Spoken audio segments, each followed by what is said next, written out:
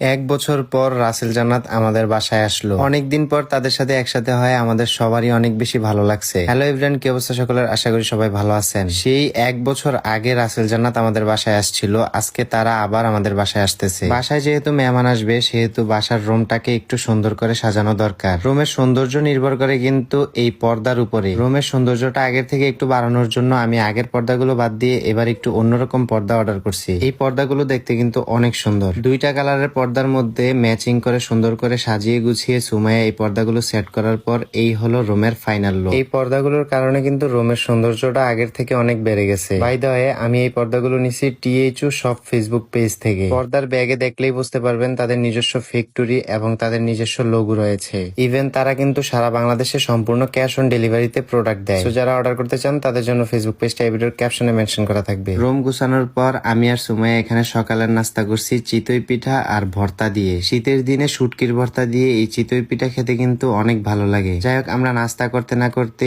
এখানে রাসেল আর জান্নাত আপু চলে আসে। তাদের সাথে তাদের বাবুটাও ছিল। মেহমান হলো আল্লাহর নিয়ামত, সবাই চায় তাদের বাসায় মেহমান আসুক, কারণ মেহমান আসলে বাসায় বরকত বেড়ে যায়। আর আমরা সবসময় চেষ্টা করি আমাদের সাধ্য মতো আমাদের মেহমানদেরকে আপ্যায়ন করার জন্য। এখানে আসার সাথে সাথে ওয়াজিয়া আর সাইফান দুষ্টুমি করা শুরু করে দিছে। সাইফান তার বয়সী কোনো বাবু দেখলে সবসময় খুশি হয়। যাই হোক, মেহমান আসার পর তাদের সাথে অনেকদিন পরে দেখা হয়েছে, এজন্য আমরা অনেক দিনের কথা জমিয়ে রাখছিলাম। কথা বলতে বলতে কখন যে তাদেরকে খাবার দিব এটাই আমরা ভুলে গেছি। আমাদের সংসারে তেমন কেউ নাই, সব কাজই সুমাইয়া একা হাতে করে। মেহমান আসবে এজন্য সকাল ভোরবেলা উঠেই সুমাইয়া সকাল থেকে শুরু করে এখন পর্যন্ত রান্না বান্নার কাজ সবকিছুই একা হাতে করছে। আমাদের মতো তাদেরও কিন্তু ছোট্ট একটা বাবু আছে যার নাম ওয়াজিহা। এই ওয়াজিহাকে কে কে চিনেন অবশ্যই এই ভিডিওতে কমেন্ট করবেন। আমি আর সুমাইয়া একটু ব্যস্ততার মধ্যে দিন যাচ্ছিল, তার মাঝে একদিনেই হুট করে তারা চলে আসছে, এজন্য আমরা তেমন কোনো কিছু আয়োজন করতে পারি নাই। তারপরও আমাদের যতটুকু সাধ্য ছিল ওই সাধ্য মতো আমরা চেষ্টা করছি। একটা সময় বিয়ের শুরুর দিকে সুমাইয়া রান্না বান্নার কাজ